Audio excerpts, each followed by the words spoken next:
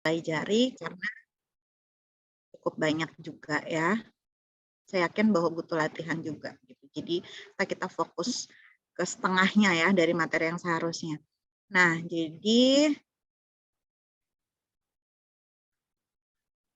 ini sudah ya fungsi masa peluang, fungsi sebaran kumulatif, FPM sudah. Nah, inilah yang kita belum, ini minggu depan ya.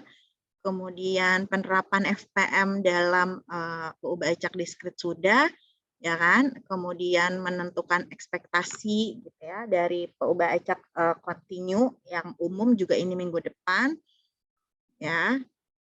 Ini sudah. Jadi sebetulnya tinggal yang ini nih, ya, yang pertemuan 7. Nah, tugas yang untuk minggu depan tadi ada di atas ya. Jadi tersisa satu ini.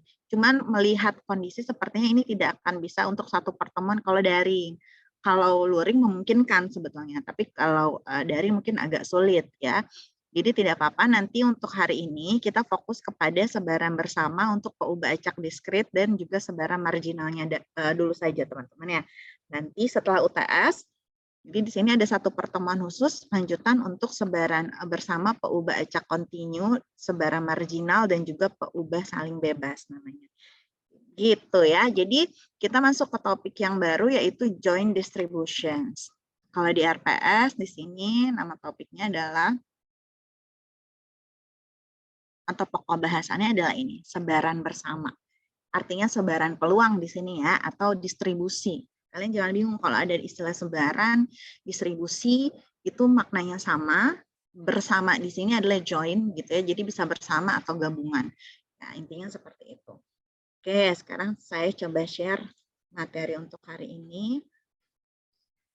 Nah, oke, sebelumnya saya share ini dulu. Ini buku Mendenhall dan Siever ya, saya lumayan banyak atau sering menggunakan buku ini juga. Bukunya itu buku bahasa Inggris, tapi ini bahasa Inggrisnya tidak sulit, seperti Bain. Kalau Bain kan scan ya, di scan begitu. Kalau ini masih format ketikan gitu ya. Jadi teman-teman masih bisa membacanya atau copy. Kalau mau translate ya ada suku kata yang mungkin kurang dimengerti bisa copy ke Google Translate. Kalau scan kan tidak bisa ya, harus diketik ulang. Nah, ini nanti saya coba share juga atau saya sudah share, saya lupa ya. Bisa dibaca di sini juga ya, teman-teman ya. Oke. PPT-nya. Sudah muncul PPT-nya? Sudah. Sudah, Ibu. Zidan lagi sakit ya? Iya, Bu. Lagi flu. Suaranya bindeng ya? Iya. Jadi apa kata saya ini suara siapa? Seperti berbeda gitu ya. Cepat sembuh ya Zidan ya. Teman-teman yang lain juga yang mungkin sedang flu dan batuk karena sedang musim juga semoga segera sembuh. Oke, jadi sesungguhnya ini pertemuan 7 tapi tidak apa-apa ya, kita masuk di pertemuan 6. Nah, ini adalah tujuan pembelajaran kita, teman-teman.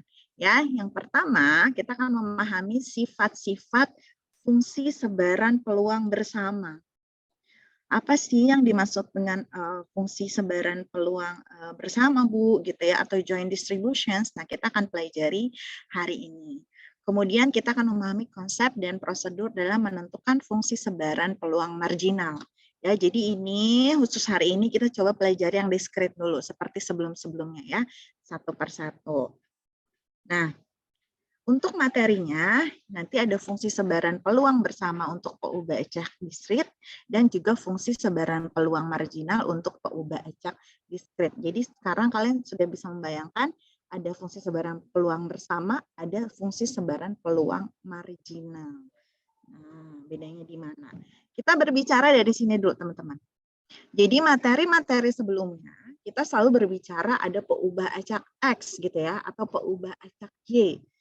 Variabel acak gitu ya. Di mana nilainya itu atau banyaknya itu hanya satu ya. Kita selalu berbicara X saja atau Y saja. Nah, di mana PUBA acak ini disebut PUBA acak tunggal karena hanya ada satu. Di mana X ini biasanya menyatakan fenomena atau karakteristik yang nilainya menjadi perhatian untuk diteliti. Misalnya ya kalau kita berbicara distribusi binomial ya, nanti minggu depan akan ada yang presentasi ya. X di sini PUBA acak binomial misalnya. yaitu berbicara banyaknya kejadian sukses dari suatu sebanyak N percobaan. Mungkin di distribusi yang lain, X ini menyatakan banyaknya percobaan yang dibutuhkan sampai akhirnya terjadi kejadian sukses yang pertama kali. Atau dalam kesehariannya, kita misalnya ingin meneliti terkait dengan berat badan, atau tinggi badan, usia, artinya hanya ada satu karakteristik yang kita lihat, ya, karena kita hanya berbicara satu X. Bu, bagaimana kalau misalnya variabel acak itu yang diinginkan lebih dari satu? Apakah boleh? Sangat boleh. Misalnya kita mau punya variabel acaknya itu sebanyak 2. Artinya nanti kita berbicara peubah acak atau variabel acak berdimensi 2, teman-teman. Ya, ada yang menyebutkannya peubah acak bivariat. Ada yang mengatakannya peubah acak ganda. Nah, ini dalam format umum dulu kita sebut peubah acak berdimensi 2 karena ada sebanyak 2 variabel atau peubah acak. Ya, di sini saya notasikannya bisa X1, X2 atau misalnya X dan Y. Boleh ya. Dalam StatMat mungkin akan lebih sering yang sebelah kiri ini, X1, X2, begitu. Kalau X dan Y ini bisa jadi dalam analisis statistika yang lain. Tapi di StatMat juga bisa kita gunakan. Tergantung konteks dari soalnya misalnya, ya. Nah, penerapannya bagaimana, Bu? Kalau misalnya peubah acaknya berdimensi 2. Artinya X1, X2 ini menggambarkan apa? Atau diperolehnya bagaimana? Bisa jadi diperolehnya berdasarkan 2 hasil pengukuran ini. Ya, yang pertama adalah X1, X2 itu bisa jadi merupakan hasil pengukuran satu karakteristik sebanyak 2 kali. Misalnya apa? Ya, satu karakteristik. Misalnya karakteristiknya itu adalah berat badan. Ya, kita hanya mengukur berat badan, tapi kita lakukan sebanyak 2 kali. Misalnya X1 itu adalah berat badannya Zidane. X2 itu adalah berat badannya Bintang. Ya, jadi satu karakteristik sebanyak 2 kali. Sama-sama mengukur berat badan tapi dari 2 subjek yang berbeda. Atau bisa jadi X1, X2 ini diperoleh dari apa? Hasil pengukuran 2 karakteristik yang berbeda tapi dari satu subjek. Artinya apa? X1 itu misalnya mengukur berat badan. X2 itu mengukur tinggi badan, tapi hanya dari satu subjek. Atau satu subjek itu diambil 2 data gitu mudahnya ya. Jadi kalau tadi dari Zidane, misalnya saya mau mengambil berat badan dan juga tinggi badan. Maka X1-nya berat badan, X2-nya ada tinggi badan. Jadi bagaimana cara memperoleh nilainya bisa jadi dari 2 kondisi ini. Boleh dua-duanya. Nah, ini contohnya ya, mengukur tinggi badan dari 2 orang yang berbeda atau mengukur tinggi badan dan berat badan dari 1 orang yang sama. Bu, boleh nggak misalnya kalau peubah acaknya lebih dari 2? Boleh. Ya, mau 3, mau 4, dan seterusnya. Di sini saya simbolkan misalnya ada sebanyak N peubah acak atau N variabel acak. Maka secara umum kita bisa menuliskannya X1, X2, sampai dengan X ke N. Kalau pakai huruf abjad kalau sudah lebih dari 26 mungkin sudah tidak bisa ditulis seluruh abjad ya. Makanya di sini indeks nomor lah yang ditulis. X1, X2 sampai dengan X ke N. Analoginya sama ketika dia peubah acaknya berdimensi 2. Ketika ada N buah peubah acak, bisa jadi kita mengukur satu karakteristik tapi sebanyak N kali. Atau ada sebanyak N karakteristik yang kita ukur dari setiap subjek. Kalau di penelitian, teman-teman, ya, peubah acak berdimensi lebih dari 2 itu sering dipakai. Misalnya kita ingin meneliti ya tentang kasus COVID ya. Mungkin variabelnya tidak hanya 1 atau 2, banyak. Bisa dari usia penderita misalnya, kemudian ditambah lagi mungkin intensitas dia keluar rumah gitu ya, atau saturasi oksigen itu sudah 3 ya, sudah 3X gitu atau 3 variabel yang diteliti dan lain sebagainya. Gitu ya. Jadi ini gambaran bahwa sebetulnya teori atau konsep yang kita gunakan pada peubah acak tunggal itu bisa kita terapkan juga pada peubah acak yang lebih dari 1. Bisa 2, 3, dan seterusnya. Hanya di StatMat 1 kita nanti akan fokus pada peubah acak berdimensi 2 saja. Begitu ya, sampai sini dulu. Ada yang ingin ditanyakan? Aman ya? Aman, Bu. Oke. Nah, jadi mengapa joint distribution ini penting untuk dipelajari atau fungsi peluang bersama ini sangat penting untuk dipelajari karena dalam penerapannya di berbagai bidang jumlah PU bajak yang digunakan itu akan lebih dari satu, teman-teman ya. Akan lebih dari satu. Ini juga terkait dengan sampling. Ya, kalau kita berbicara tadi satu karakteristik itu dihitung sebanyak 2 kali untuk 2 gitu ya. Kalau pembajak dimensi n kan berarti dia dalam satu karakteristik kita mengulang sebanyak n kali. Ya, jadi ketika sampelnya semakin banyak tentu nanti akan semakin baik hasilnya kan seperti itu.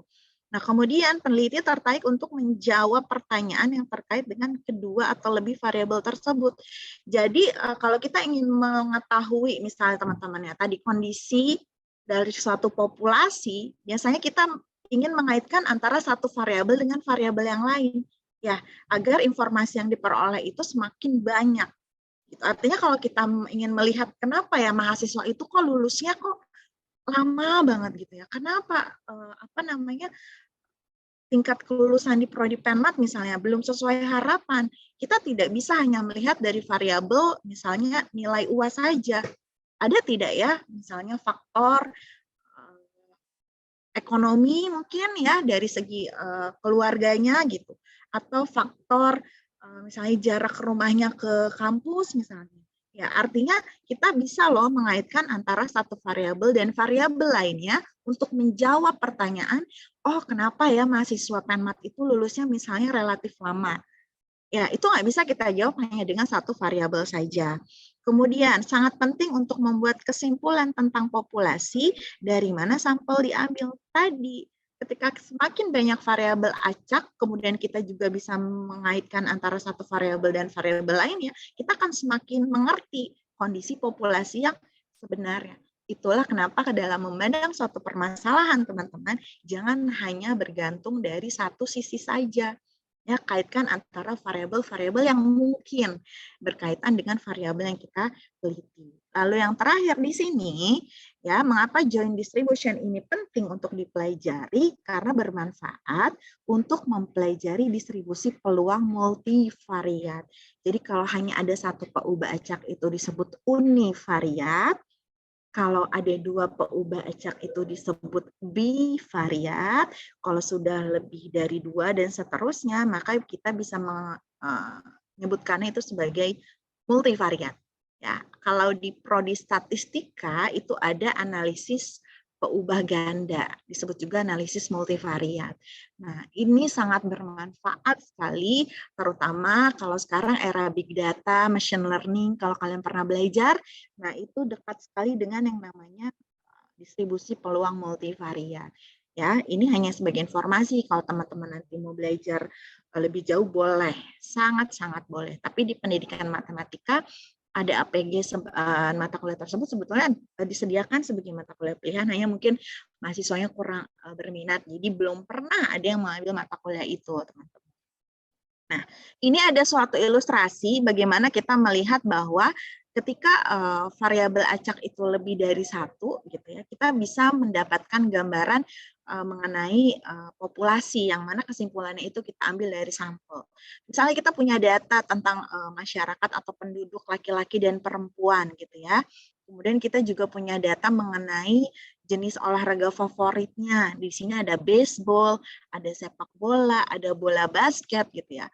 Kalau hanya satu variabel, mungkin kita hanya melihat jenis kelamin saja, atau mungkin jenis olahraga favorit saja. Nah, ketika kita berbicara dua variabel acak di sini, kita bisa berbicara jenis kelamin sekaligus jenis olahraga favoritnya. Ketika ada dua variabel ini, kita bisa menjawab ini. Contohnya pertanyaan yang pertama adalah berapa besar ya kemungkinan individu tertentu dalam populasi itu adalah laki-laki dan lebih memilih baseball sebagai olahraga favorit mereka. Atau seberapa besar ya kemungkinan individu tertentu dalam satu populasi adalah perempuan dan mereka lebih memilih sepak bola justru sebagai olahraga favorit mereka.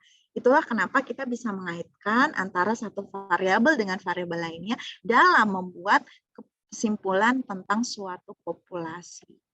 Ya, jadi ketika semakin banyak variabelnya, tentu informasi yang bisa kita peroleh juga semakin kaya.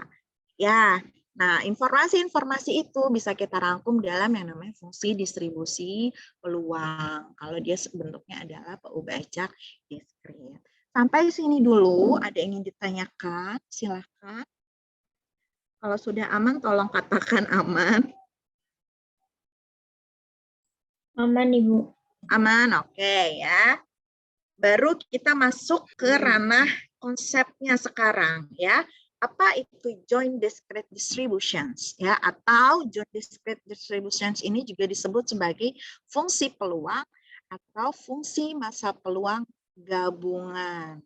Ingat ya, kalau kita ubah acaknya diskret, fungsi peluangnya itu disebut fungsi peluang atau fungsi massa peluang, atau disingkatnya adalah FMP. Begitu ya. Karena gabungan, kenapa? Kita punya lebih dari satu variabel acak. Ya, kita lebih dari satu variabel acak di sini, teman-teman. Jadi nanti akan selalu ada kata gabungan di sini. Oke. Ini adalah definisi dari join FMP gitu ya. Coba kita lihat dulu. Ini dari buku Bain ya. Fungsi peluang gabungan dari PU bacak diskrit X berdimensi K, artinya nanti X-nya ada sebanyak K ya teman-teman, berapapun K-nya. Atau ditulis di sini X adalah himpunan dari X1, X besar 2, dan seterusnya sampai X ke K, ini didefinisikan menjadi. Nah, ditulisnya seperti ini notasinya. Kalau X-nya hanya ada 1, kemarin hanya tinggal P dalam kurung X gitu ya. Nah, karena di sini X-nya lebih dari 1 atau sebanyak K, maka ditulisnya menjadi P dalam kurung X kecil 1, X kecil 2, dan seterusnya sampai X ke K. Atau mau ditulis dalam format P besar, maka di sini menjadi peluang dari X1, X besar 1 ini variabel acak X1 sama dengan nilainya kecil ya hurufnya. Jadi X kecil 1, X2 sama dengan X kecil 2, dan seterusnya sampai X ke K. Ini sebetulnya perluasan dari fungsi peluang ketika PU acaknya tunggal. Ya, jadi sebetulnya konsepnya hanya pengembangan saja, teman-teman ya. Dari segi penulisannya juga seperti ini. Di mana ini berlaku untuk semua nilai X, yaitu X kecil 1, X kecil 2, dan seterusnya sampai X kecil K yang mungkin dari nilai PU acaknya itu sendiri. Apa makna dari yang di dalam kurung ini? Ada koma-komanya begitu ya. Dia merupakan intersection dari K buah percobaan. Jadi sebetulnya ini gabungan. Makanya di sini irisan ya, kejadian X1 sama dengan X kecil 1 beririsan dengan X2 sama dengan X kecil 2, nilai dari X2 dan seterusnya sampai ke K. Ada notasi lain ya, ada notasi lain dari penulisan si fungsi peluang bersama atau fungsi peluang gabungan ini adalah ini teman-teman. F indeksnya di sini besar X1, X2, dan seterusnya sampai ke XK dalam kurung nilainya X-nya kecil. Kalau di buku Bain, fungsi peluang untuk fungsi peluang untuk PU bacak diskrit itu dia juga menyebutkannya fungsi densitas tapi untuk PU bacak diskrit gitu. Jadi dia kalau bicara PDF, kalau diskrit dia selalu bicara PDF untuk diskrit gitu ya. Nah, makanya di sini notasi umumnya adalah pakai F. Tapi notasi ini biasanya itu digunakan kalau dalam situasi yang sangat kompleks. Ya, jadi sejauh ini sih menurut saya akan lebih mudah kalau kita menggunakannya notasi yang awal ini. Teman-teman ya, yang notasi P untuk PU acak diskrit. Berarti sekarang kalian sudah terbayang bahwa nanti informasi yang lebih dulu akan kita peroleh itu adalah informasi fungsi peluang gabungannya dulu ya. Jadi akan langsung diketahui fungsi peluang gabungan dari PU acak diskritnya seperti itu. Nah, kita misalnya sekarang fokus pada PU acak diskrit yang berdimensi 2 ya. Artinya kita hanya punya 2 buah variabel acak. Oke, di sini ya, misalnya X1 dan X2 merupakan PU acak diskrit. Saya coba naikkan suhu AC dulu ya sebentar teman-teman. Dingin sekali di sini.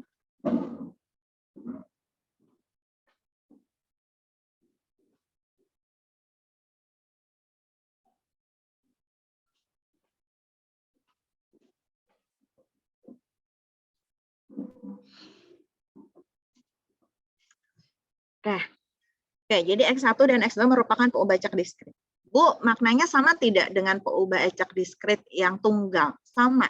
Jadi baik X1 maupun X2 itu harus PU acak yang dapat dihitung ya atau countable ya karena diskrit ya. Jadi X1 X2 harus masing-masing countable.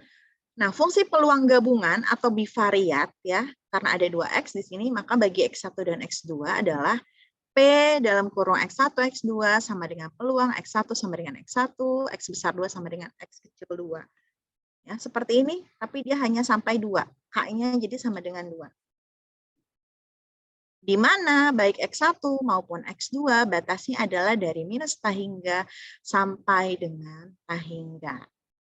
Nah, sebagaimana kita pelajari pada materi sebelumnya, yang berlaku di PU acak tunggal bahwa suatu fungsi itu disebut fungsi peluang kalau memenuhi 2 syarat, untuk fungsi peluang gabungan juga sama. Dia dikatakan fungsi peluang bivariat gitu ya, atau fungsi peluang gabungan dari Px1, X2 ini jika memenuhi 2 syarat ini. Jadi peluang X1, X2-nya lebih besar sama dengan 0 untuk semua X1 dan X2, dan jumlah ya nilai fungsi peluang bersamanya untuk seluruh X1 pasangan ini ya, X1, X2 itu dijumlahkan harus sama dengan 1. Jadi ya ini juga berlaku bagi PU acak, bagi fungsi peluang gabungan untuk 2 PU acak. Kalau misalnya ada 3 X-nya sama, ya berarti di sini tinggal tambahkan X3 dan seterusnya seperti itu. Kalau misalnya kita ingin melihat gambaran ya untuk kasus 2 PU acak diskrit, ini adalah contoh tabel fungsi peluang gabungan. Di sini saya misalkan ulang agar indeksnya sederhana. Misalnya saya misalkan X1-nya itu sebagai variabel X. Sedangkan X2 itu sebagai variabel Y, teman-teman ya. Jadi X1 ini kita ganti X, X2 ini adalah Y. Jadi bagian kolom ini menunjukkan nilai-nilai variabel Y. Kalau kita punya sebanyak N variabel X dan N variabel Y, maka di sini untuk Y ada dari Y1 sampai dengan YN. Ya, yang X itu dari X1 sampai dengan XM indeksnya misalnya, ada sebanyak M.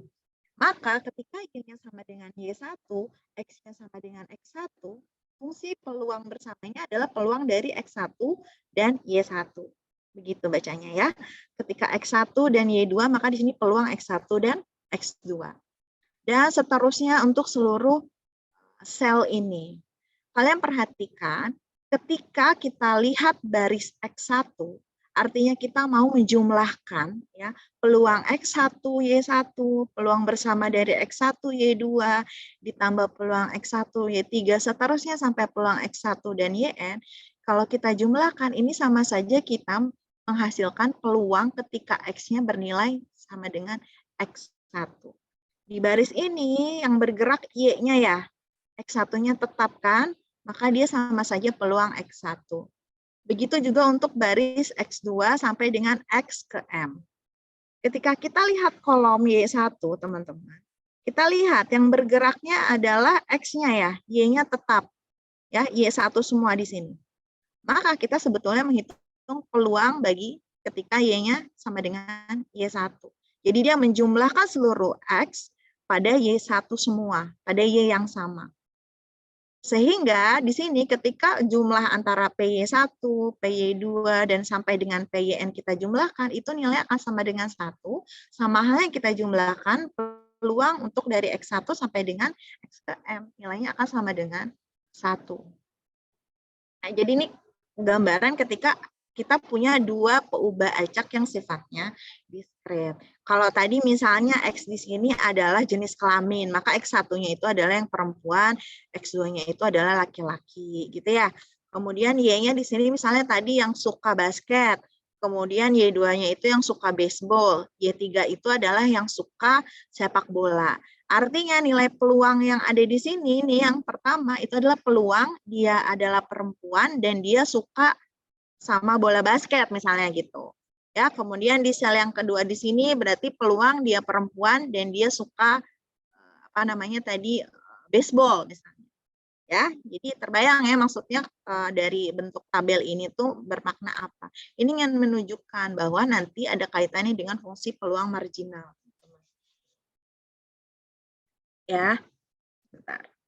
Oke.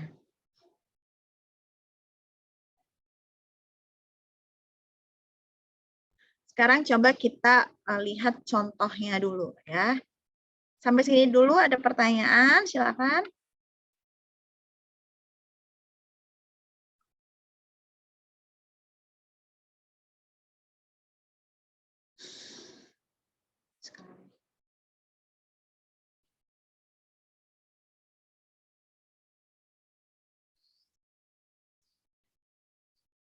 Tidak ada pertanyaan.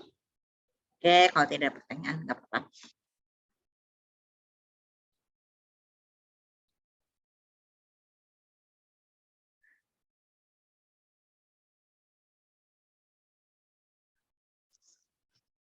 Sudah terlihat layar PowerPoint yang blank-nya?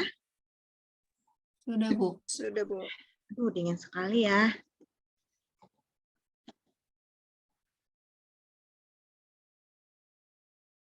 Oke. Soalnya seperti ini, teman-teman ya. Fungsi peluang gabungan dari X dan Y, jadi saya punya dua variabel acak.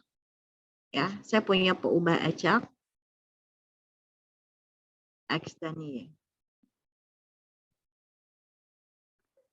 Oke. Dan mereka punya fungsi peluang bersama. Artinya apa ditulisnya? P apa? Kalau peubacaknya X dan Y berarti apa? X, Y. X, Y. Oke, betul ya. X, Y. Oke. Di sini adalah C dikali X plus 2Y, di mana nilai X-nya itu sama dengan 0, 1, 2, 3. Dan Y-nya itu adalah 0, 1, 2, 3. Oke? Nah, pertanyaannya adalah yang A, tentu kita diminta untuk menentukan C. Ya, nilai C-nya berapa, begitu ya. Kemudian yang kedua, kita diminta untuk menghitung peluang X sama dengan 2, Y sama dengan 1. Nah, kalau misalnya kita bicara dua peubah acak, nilai peluangnya tentu nilai dari dua variabel, dua nilai peubah acak yang ada ya. Kemudian yang ketiga adalah bagaimana cara mencari peluang X lebih besar sama dengan 1 dan Y lebih kecil atau sama dengan 2. Untuk menjawab soal yang A, di mana kita diminta untuk menentukan nilai C, ada yang ingin menjawab idenya dari mana kalau untuk menjawab yang A, berapa nilai C?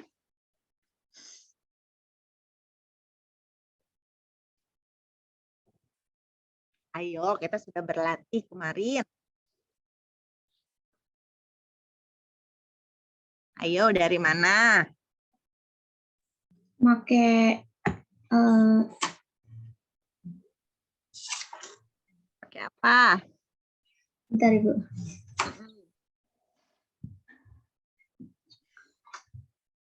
Aduh, kalau di kelas sudah saya cubit. Oh, pakai ini, Ibu. Apa? Yang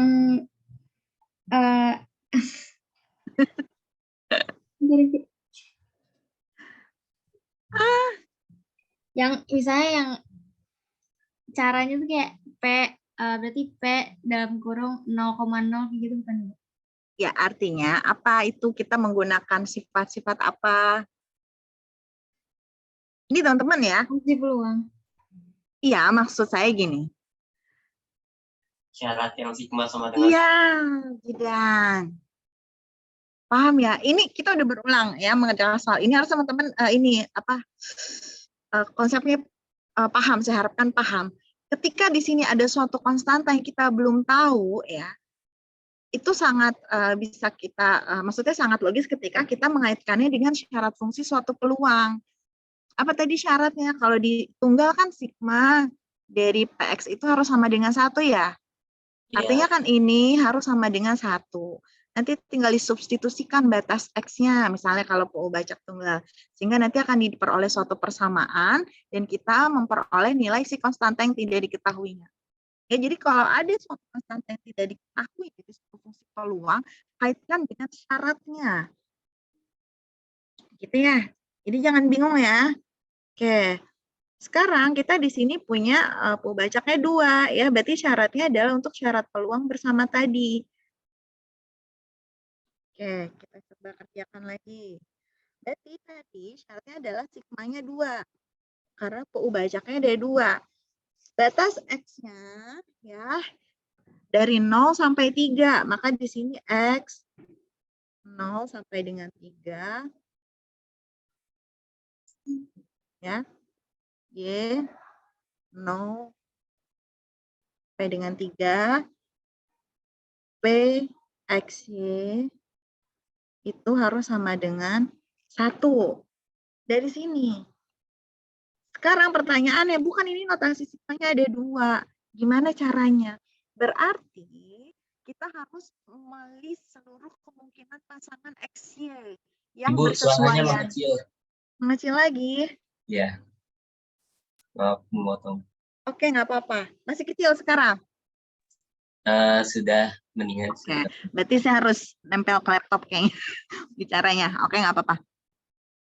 Ya, jadi kita lihat itu pasangan X dan Y ya teman-teman ya. Berarti untuk semua nilai X yang mungkin, kita pasangkan dengan seluruh nilai Y yang mungkin. Berarti dari 0 dengan 0, 01, 02, dan seterusnya. Terbayang?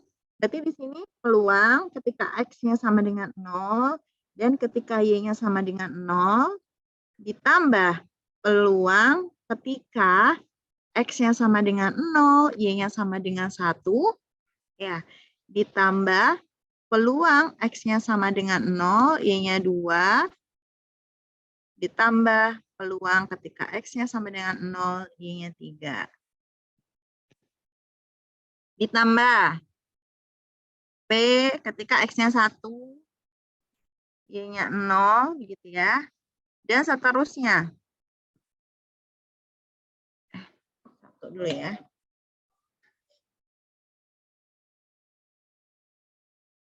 Saya matiin AC dulu ya teman-teman nih, nggak ngaruh kayaknya gini.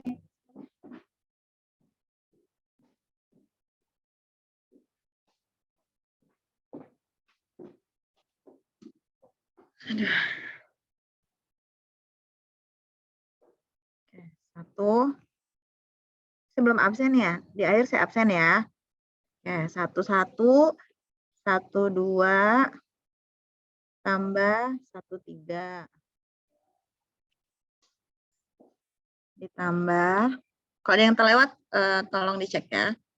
Peluang 20, tambah peluang 21, ditambah peluang 22, ditambah peluang 23.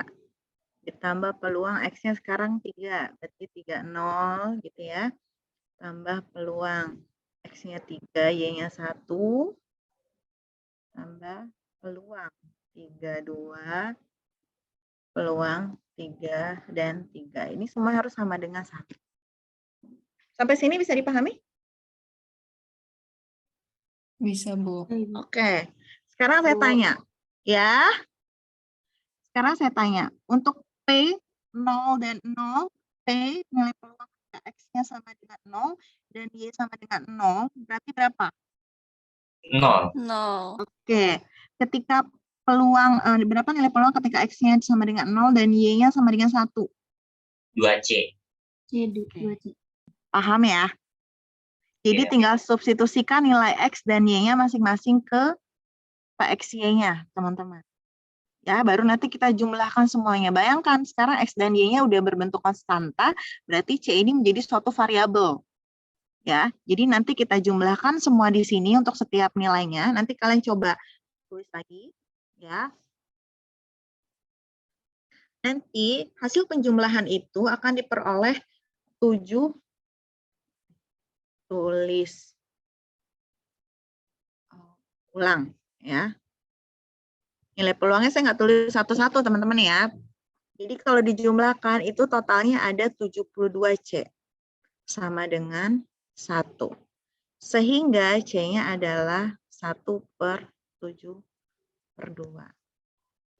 Maka ya P, X, Y itu sama dengan 1/7/2 dikali X plus 2Y untuk X-nya adalah, atau X, Y-nya sama ya di sini. Untuk mempersingkat begitu, X dan Y-nya sama-sama 0, 1, 2, 3. Dan 0 untuk X-nya lainnya gitu ya nulisnya. Oke. Ini adalah fungsi peluang gabungan untuk X dan Y. Bu, kalau di soalnya nanti X1 dan X2 bagaimana? Tinggal ganti saja ya. Di sini X1, ini X2. Atau nanti soalnya adalah Y1 dan Y2. Tinggal ganti saja notasinya di sini. Jadi jangan permasalahkan notasi ini ya, XY atau X1, X2, atau Y1, Y2, atau nanti ada Z1, Z2. Ya, itu hanya penyimbolan saja. Gitu. Oke. Untuk menjawab soal yang B, ya, maka seperti tadi. Untuk soal yang B.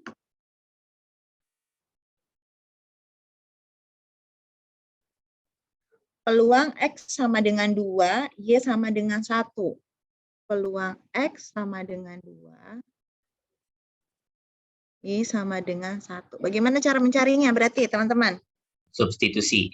Oke, substitusikan berapa nilai X-nya? 2 ya. Y-nya sama dengan 1. Berarti 1/72. X-nya adalah 2 ditambah 2 dikali 1. Atau sama dengan 4/72. Kalau disederhanakan jadi 1/18.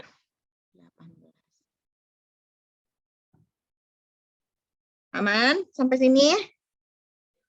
Insya Allah, Bu. Aman. Yang C adalah ya, nah ini mulai. Ketika nilainya X lebih besar sama dengan 1 dan Y lebih kecil sama dengan 2. Kita tulis ulang dulu.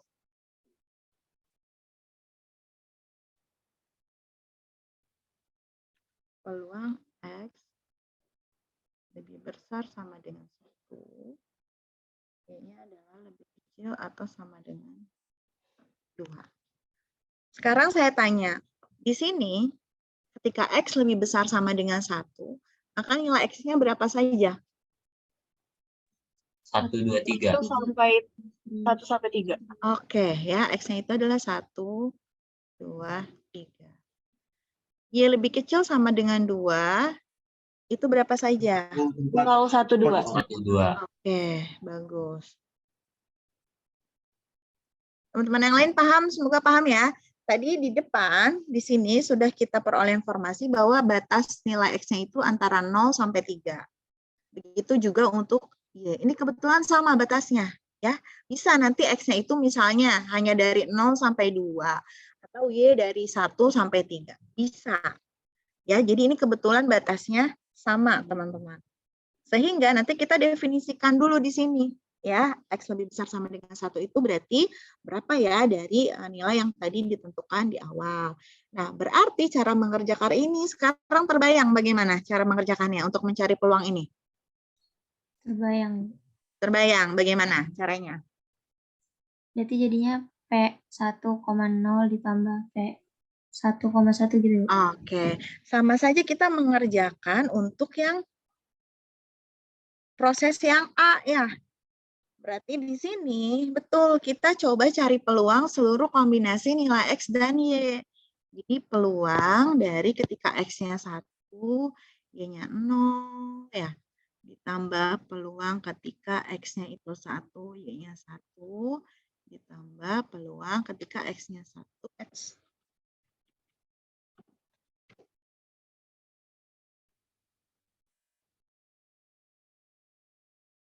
Ketika X-nya 1, Y-nya 2, begitu. Ditambah, ini biar terlihat bedanya ya.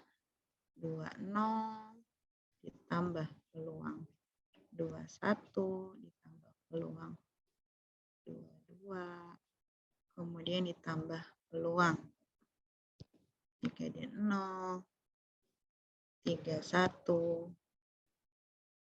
Oke. Peluang 1 X-nya sama dengan 1 dan Y-nya sama dengan 0 diperolehnya bagaimana berarti nilainya? Nih, fungsinya yang ini, fungsi peluangnya. 1/72. Oke, kita tulis dulu, ulang ya.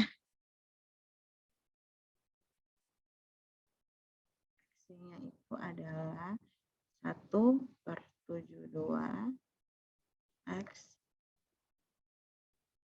plus 2Y. Oke. Untuk yang pertama, 1,0. Berapa nilai peluangnya? 1/72. Oke, bagus. 1/72.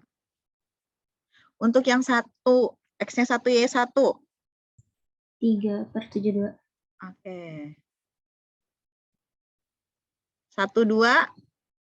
5/72. Oke. 2, 0. 2/72. Oke. 2, 1. 4/72. Oke. 2, 2. 6/72. Bagus. 3, 0. 3/72. Oke. 3, 1. 5/72. 3, 2. 7 ya. Iya, Bu. Semoga teman-teman yang lain paham ya, yang tidak ikut bersuara sambil menghitung juga gitu ya, menghitung dalam hati nggak apa-apa, dan yang penting menghitung ya. 1 tambah 3, 4, 5, 9, 11, 15, 21, 24, 29, 36 ya.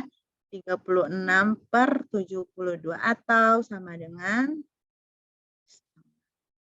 Nah, ini adalah nilai peluang bersama dari X dan Y ketika X-nya lebih besar sama dengan 1 dan Y-nya lebih kecil atau sama dengan 2. Seperti itu. Bisa dipahami? Bisa, Bu. Bisa ya. Nah, jadi sekarang terbayang bahwa yang kita ketahui duluan gitu ya, informasinya adalah fungsi peluang bersamanya. Bu, bagaimana kalau nanti misalnya kita punyanya fungsi masing-masing dari X dan fungsi masing-masing dari Y. Bagaimana cara mencari fungsi peluang bersamanya?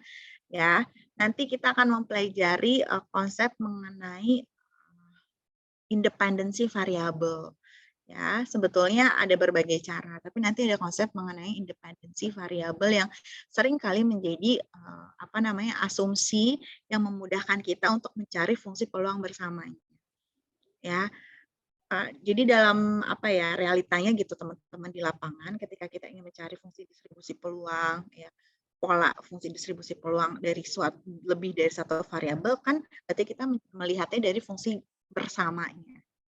Ya, tapi untuk membuat fungsi bersamanya ini tuh sebetulnya tidak mudah secara konsep sesungguhnya. Artinya kita butuh asumsi yang bisa memudahkan untuk mencari fungsi peluang bersamanya dari setiap variabel masing-masingnya. Nah, itu nanti ada konsep independensi. Ketika mereka saling bebas ya, X dan Y-nya, maka untuk mencari fungsi bersamanya tinggal dikalikan masing-masing fungsi peluangnya. Tapi itu nanti kita pelajari setelah yang kontinu ya. Oke. Sekarang kita coba masuk ke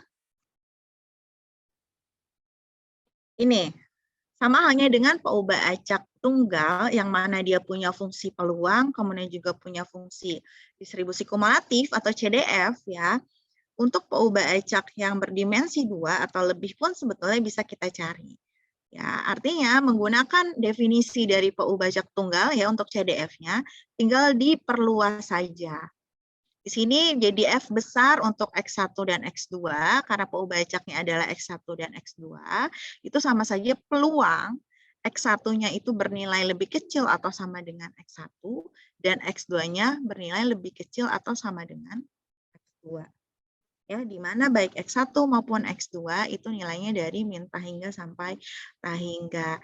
Jadi kalau kalian ingat kemarin untuk PU acak tunggal di sini sigmanya hanya 1, kemudian T lebih kecil sama dengan X dari PT gitu ya. Nah, ketika ada 2 variabel X, maka tinggal tambahkan notasi sigmanya 1 lagi, dan batasnya berarti untuk yang lebih kecil sama dengan X1, atau T2-nya itu lebih kecil sama dengan X2 dari fungsi peluang bersamanya. Ya, atau fungsi peluang bivariatnya di sini. Kita coba lihat di sini ada suatu contoh soal. Oke, jadi kita sudah diberikan fungsi massa peluang, teman-teman ya, fungsi massa peluang dari Y1 dan Y2. Saya sengaja memberikan notasi atau simbol dari variabel acaknya berbeda-beda agar kalian itu terbiasa. Karena biasanya kalau udah saya nulis X ya, kemudian ketika ada soalnya Y, kalian nggak ngeh gitu ya, nggak dirubah jadi Y gitu misalnya. Jadi dari hal-hal kecil seperti ini, semoga teman-teman terbiasa.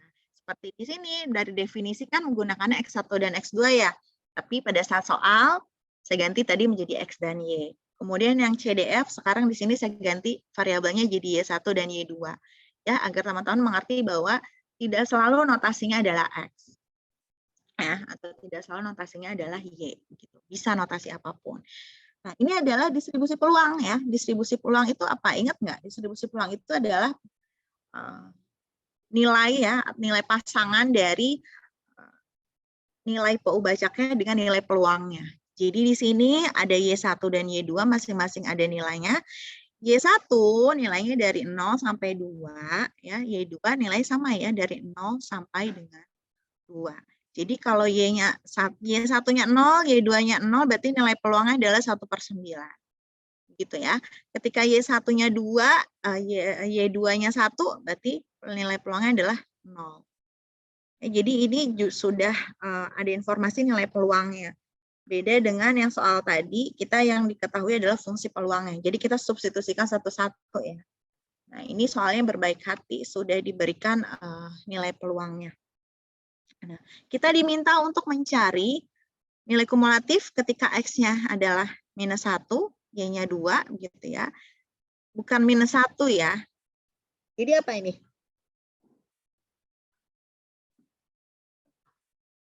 Jadi X-nya, oh iya betul, -1. Betul teman-teman ya. F besar yang kedua adalah F besar dari sampai 1,5 dan 2, dan yang ketiga adalah F besar 5 dan 7. Ya, coba sekarang kita lihat penyelesaiannya masing-masing. F besar -1 dan 2. X-nya berarti lebih kecil, Y1-nya lebih kecil sama dengan -1. Y2 itu adalah lebih kecil sama dengan 2. Kenapa bisa nulis seperti ini? Ingat di sini bahwa F X1, X2 itu sama dengan peluang X1 besar, PU acak X1 nilainya lebih kecil atau sama dengan X kecil 1. Jadi kalau di sini tadi -1 ya, maka di sini Y1-nya lebih kecil sama dengan -1. Begitu ya. Maka kalau di sininya 0, maka di sini X2-nya lebih kecil sama dengan 0 atau Y2-nya lebih kecil sama dengan 0. Jadi biasakan tulis definisinya dulu dari F besar ke P. Ya. Untuk melihat berapa sih nilai peluang yang harus kita cari, kan seperti itu. Berarti di sini ya, peluang Y besar 1 gitu ya, nilai PU acak Y1-nya lebih kecil sama dengan -1 dan Y2-nya lebih kecil sama dengan 2, itu sama dengan peluang dari suatu himpunan kosong atau 0. Kenapa 0 kira-kira? Coba dilihat.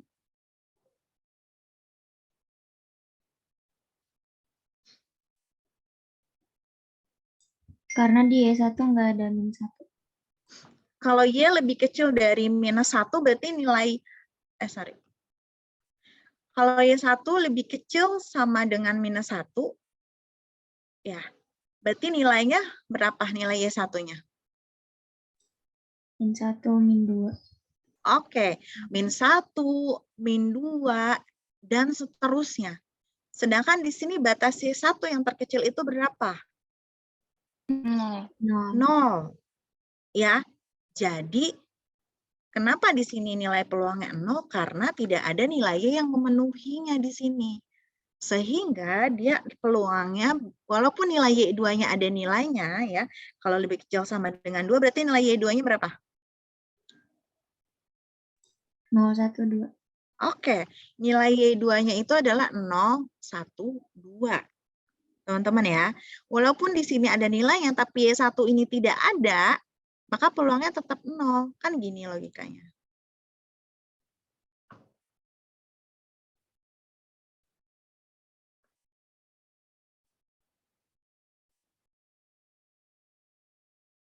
Berarti kan Y1-nya sama dengan -1, -2, -3, dan seterusnya. Ya.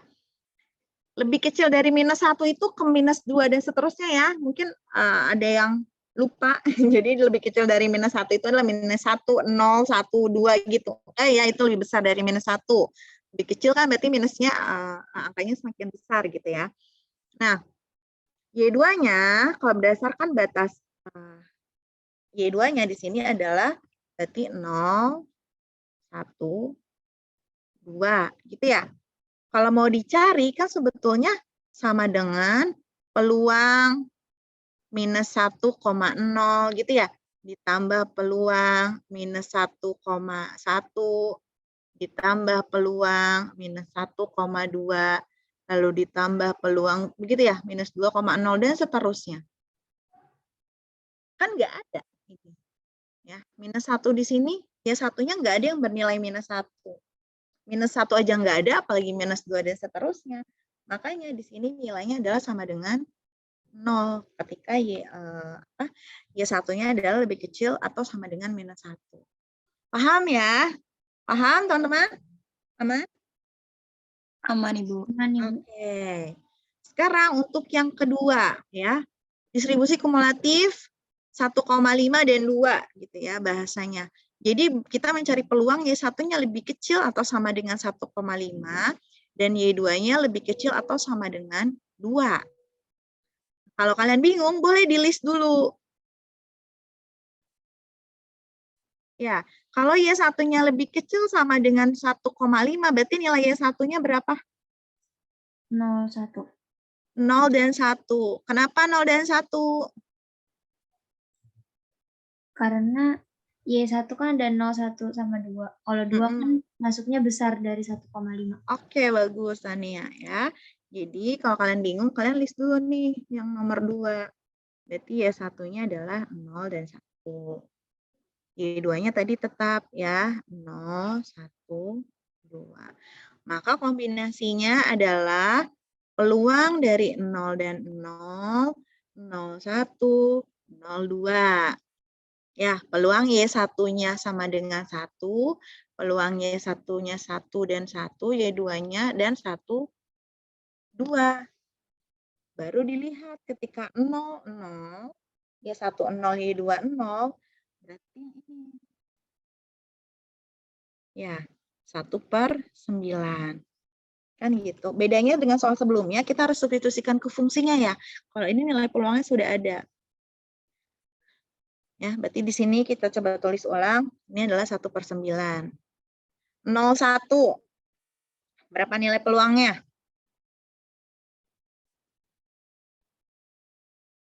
2/9.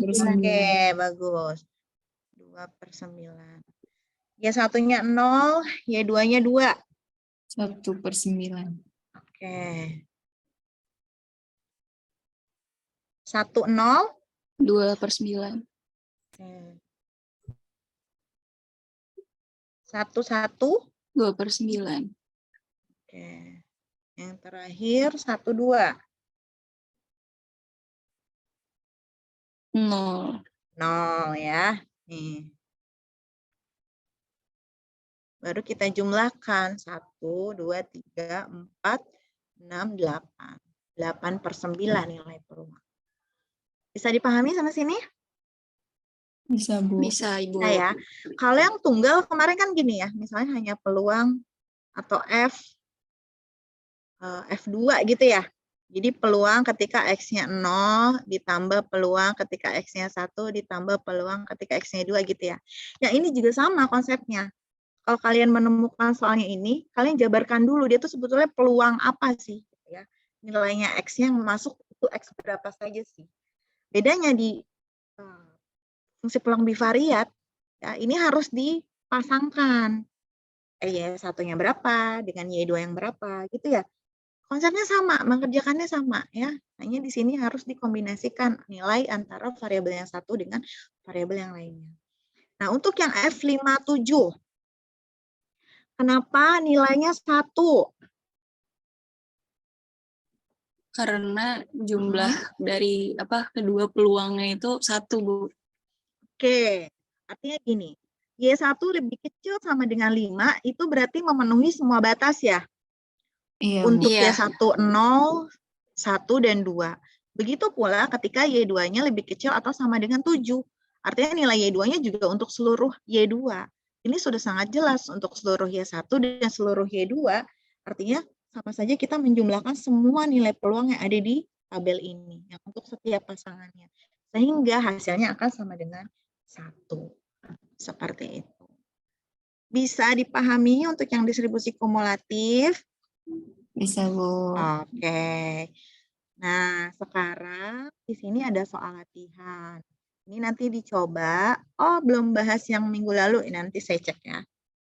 Saya bahas, maksudnya saya sudah cek. Nah, ini ada 2 soal. Soal yang pertama. FPM gabungan. Salah nih saya. Oh, FMP. FMP, astagfirullah. Sama kayak kelas A kemarin. Saya mau cerita dulu. Saya kan ngajar kelas A minggu lalu. Jadi semoga tidak terjadi di kalian juga ya. Maksudnya kalau ada cerita seperti ini, kita sama-sama introspeksi. Jangan-jangan teman-teman juga jadinya baru kepikiran gitu. Jadi mereka itu masih pusing gitu ya, pusing dengan istilah-istilah FKP, istilah PDF, kemudian FMP, FPM gitu ya. Nah, jadi ada soal, di soalnya itu begini, diketahui FKP sebagai berikut. Coba tentukan fungsi pembangkit momennya. Kemudian soal berikutnya, tentukan fungsi pembangkit momen dari PDF sebagai berikut. Kan sebetulnya sama saja FKP dan PDF ya. Nah, mereka menanyakan, Bu, kalau yang PDF ini mengerjakannya sama dengan FKP gitu ya. Sama ya, itu hanya istilah. Jadi kalian nih jangan ketukar-tukar istilahnya. FKP, kemudian juga PDF ini setara ya. FMP itu setara dengan fungsi peluang ya. Terus ada lagi yang namanya apa? CDF. Ini distribusi kumulatif, mau discrete mau kontinu sama. Ada FPM ya, ini fungsi pembangkit momen.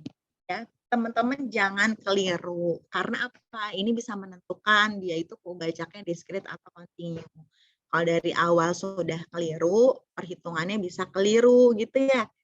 Jadi kalau masih bingung dengan istilah-istilah itu, lebih baik coba dikomunikasikan dengan saya ya, nanti bingungnya di mana. Ntar pertemuan terakhir coba kita clearkan ya, minggu depan. Kalau masih ada yang bingung. Oke, itu intermezzo sedikit. Ini soal yang pertama, saya coba lihat dulu. Kontrak untuk 2 pekerjaan konstruksi secara acak ditugaskan kepada 1 atau lebih 3 perusahaan, yaitu A, B, dan C. Misalkan Y1 menunjukkan jumlah kontrak yang ditugaskan ke perusahaan A, dan Y2 itu adalah jumlah kontrak yang ditugaskan ke perusahaan B. Ingatlah bahwa setiap perusahaan dapat menerima 0, 1, atau 2 kontrak. Oke, tentukan. A, fungsi masa peluang gabungan untuk Y1 dan Y2, dan yang B adalah nilai ya fungsi peluang kumulatif ketika X-nya lebih kecil atau sama dengan 1, dan atau Y1-nya lebih kecil sama dengan 1, dan Y2-nya lebih kecil sama dengan 0. Oke, jadi di sini kita punya soal variabel acaknya adalah Y1 dan Y2, di mana Y1 itu menunjukkan jumlah kontrak yang ditugaskan ke perusahaan A, dan Y2 adalah jumlah kontrak yang diberikan gitu ya ke perusahaan B. Dari 3 perusahaan itu kita hanya menunjuk perusahaan A dan perusahaan B. Tapi ya kontrak yang harus diberikan itu hanya ada dua kontrak gitu. Paham? Enggak. Tadi suara ibu ada sempat hilang. Oh gitu. Oke. Ulang lagi. Teman-teman, kita kan di sini ceritanya punya kontrak itu apa ya? Mungkin proyek gitu ya, proyek ya. Proyek untuk 2 konstruksi. Ya, jadi kita akan memberikan 2 proyek gitu ya. Itu bisa saja ke perusahaan A, ke perusahaan B, atau ke perusahaan C. Jadi bisa jadi dua-duanya itu ke perusahaan A, bisa jadi dua-duanya itu diberikan ke perusahaan B, bisa jadi dua-dua proyeknya itu diterima oleh perusahaan C.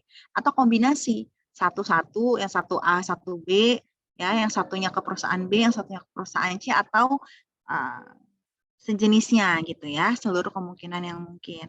Nah, tapi di sini variabel acak Y1 itu adalah menunjukkan jumlah kontrak yang ditugaskan ke perusahaan B. Dan Y2 adalah jumlah kontrak yang ditugaskan ke perusahaan B.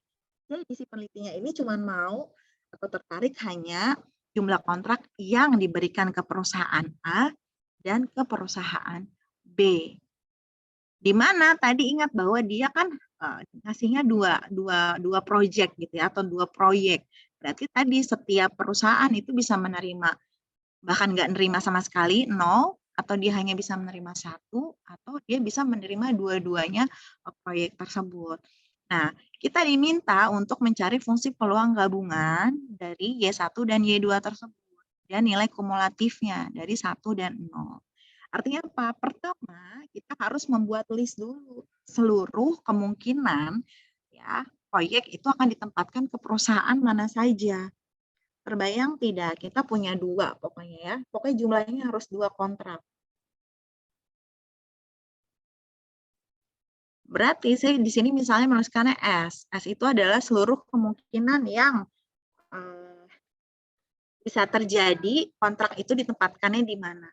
Misalnya, ya bisa jadi ya kontraknya itu dua-duanya diterima oleh perusahaan A. Berarti di sini saya nulisnya A dan A. Gitu ya. Atau misalnya yang satu proyeknya untuk perusahaan A, yang satu proyeknya itu adalah untuk perusahaan B. Gitu. Atau yang satu di perusahaan A, yang satu di perusahaan C, kan gitu ya. Atau misalnya yang satu di perusahaan B, yang satu A, atau dua-duanya di B. Atau yang satu di B, yang satu di C. C, A, kemudian C, B. Iya sih. Yang satu C, yang satu dua-duanya di C gitu ya. Sampai sini dulu, dipahami? Paham ya? Nah, yang ditanyakan adalah, atau PU bacaknya adalah Y1, Y2. Berarti kita perlu definisikan lagi Y1-nya. Lihat, Y1 menunjukkan jumlah kontrak yang ditugaskan ke perusahaan A. Jadi dari setiap anggota sampel ini kita cari nilainya. Ini adalah proses yang kita lakukan pada saat dulu ya mentransformasi anggota ruang sampel ke dalam bilangan real. Ingat nggak? Ingat tidak yang awal-awal materi PUBA acak? Dari anggota ruang sampel lalu kita transformasi ke dalam bilangan real. Yang kasusnya itu adalah koin dilempar 2 kali atau 3 kali gitu. Nanti coba dicek lagi. Sekarang saya tanya, untuk yang A dan A. Artinya dua proyek ini diberikan ke perusahaan A. Maka Y1-nya berapa nilainya? 2. 2. Kenapa? Karena A-nya ada 2. Oke, karena A-nya ada 2. Berarti yang pertama ini 2. Ya. Untuk yang A dan B, Y1-nya berapa? 1. 1. 1. Yang A dan C? 1. Aku yang matiin, Bu, mohon maaf. Tadi kedinginan. B dan A berarti 1. 1. Dan seterusnya ya. Kalau Y2 itu adalah yang ditugaskan ke perusahaan B.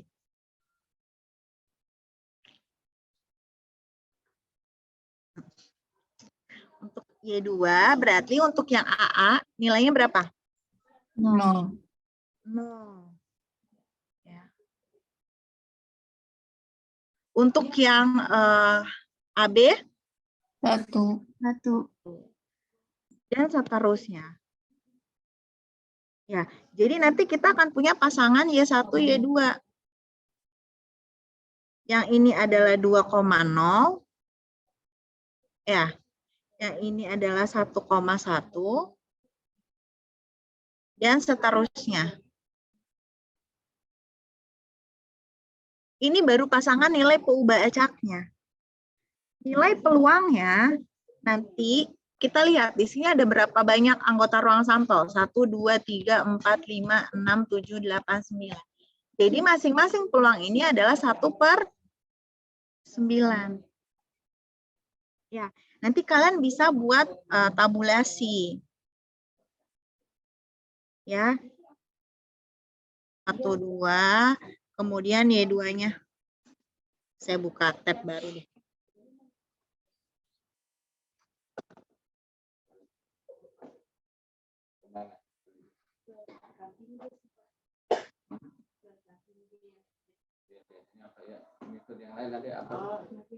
Waduh, udah mau jam 12.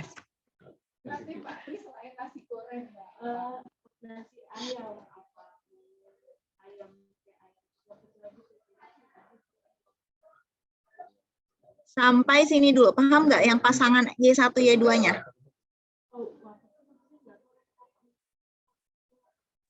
Paham, Ibu? Paham ya? Jadi tadi tuh kita menentukan anggota ruang sampel dulu.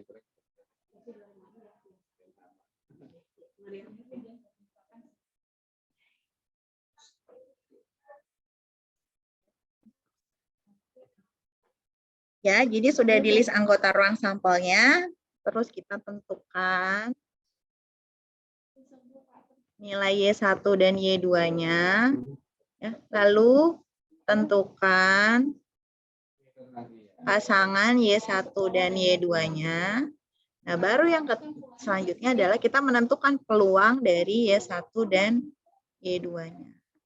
Tadi kita lihat bahwa masing-masing anggota ruang sampel itu punya peluangnya sama, ya, yaitu adalah 1/9. Padahal kita kan harus mengidentifikasi peluang untuk pasangan Y1, Y2 kan teman-teman ya. Berarti untuk menentukannya kita bisa membuat tabulasi di sini. Misalnya untuk Y1-nya 0, 1, 2, ya, Y2-nya itu adalah 0, 1, 2. Kenapa di sini 0, 1, 2, teman-teman? Ada yang tahu nggak?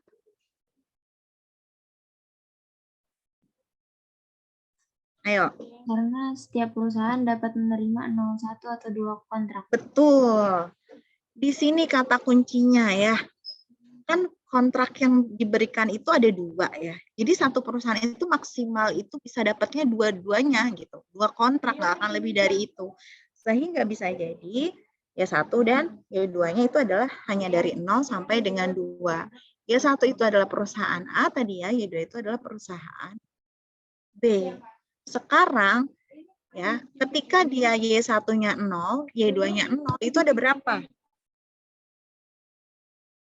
Ada berapa banyak anggota ruang sampel pasangannya 0 dan 0? Nih, dari hanya ada satu. Ya, hanya ada satu. Ini nanti kalau kalian jabarkan nih, yang ini nih, dan ke sini, kalian akan dapatkan bahwa 0 dan 0 itu hanya ada satu. Kalau dia hanya ada satu, berarti peluangnya juga hanya 1/9. Oke. Saya hapus dulu nih.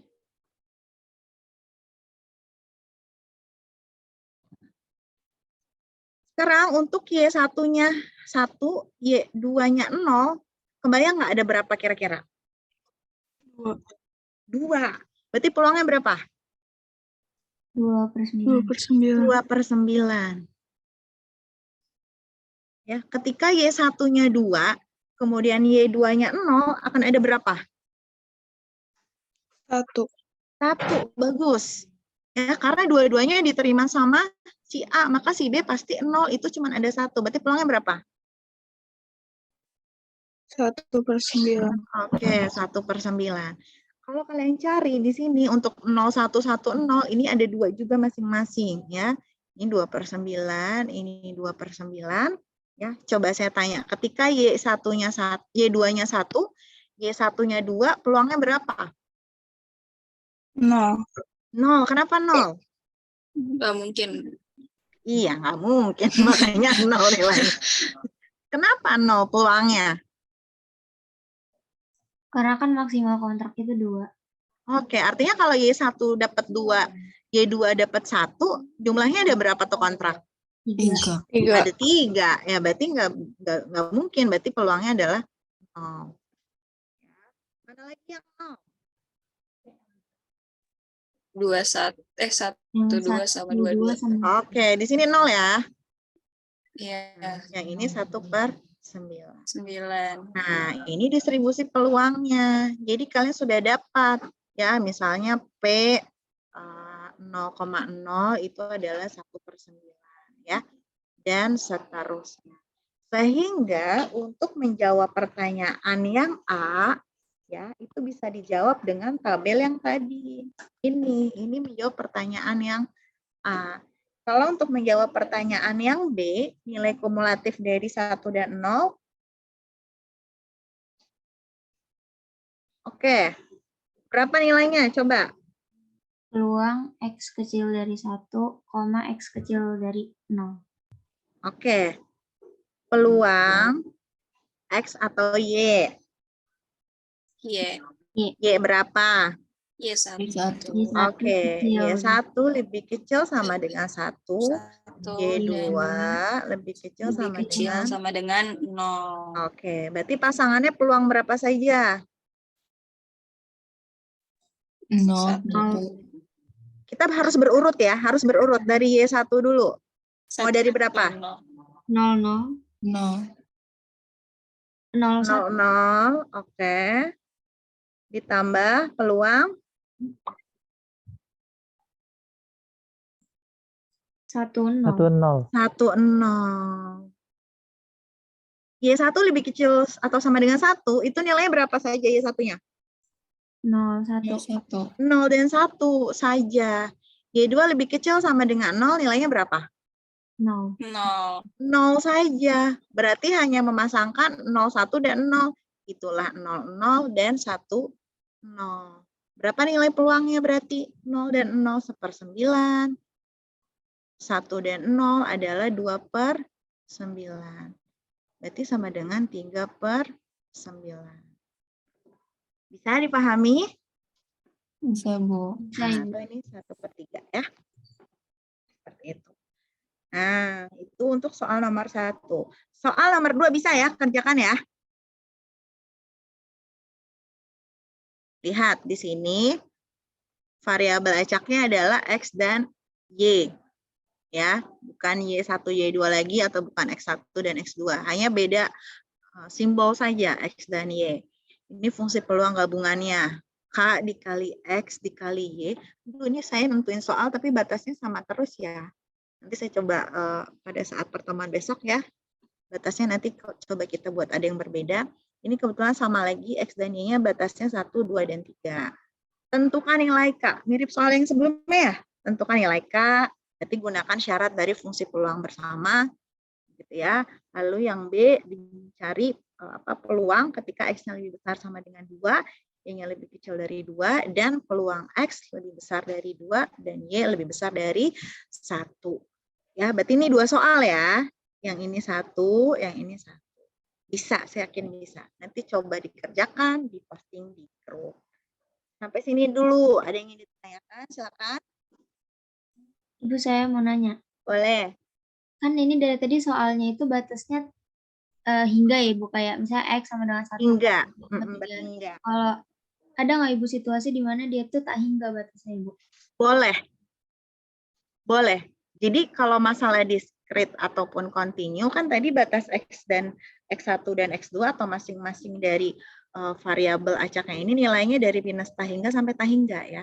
Jadi memungkinkan salah satunya itu berhingga atau salah satunya tak hingga itu memungkinkan ya. Yang penting dia countable. Yang penting kalau yang discrete itu countable. Nah Nia ya, boleh lihat batasnya. Masing-masing ini bisa dari minus tak hingga sampai tak hingga. Memungkinkan yang satu X1-nya seperti tadi misalnya dari antara 0 sampai 10 gitu ya. Tapi X2-nya nanti dari 1 dan seterusnya sampai tak hingga itu memungkinkan.